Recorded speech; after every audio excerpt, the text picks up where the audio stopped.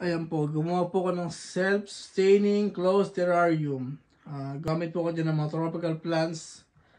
Nag-start po ako gumawa niyan since July 3rd habang hinihintay namin lumabas si Sky.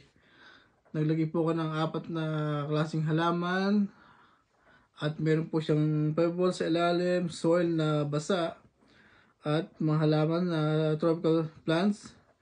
Ayun po moist niya ang nagdidilig sa mga halaman. Hindi nyo po kailangan diligan. Ito po makikita nyo po sa isa na to na yung po moist niya nasa loob lang. Paikot-ikot lang yung moist niya sa loob. At ang isa na to na gusto ko yung bottle, gumawa pa ako ng isa. Kaya makita nyo na nasa loob ng bottle yung passion nature, or kung makita nyo, naglagay ako ng 2 klaseng halaman at mga design na bato at moss. Maganda po siya kasi po kung wala kayong time magdilig, ito po yung bagay sa inyo.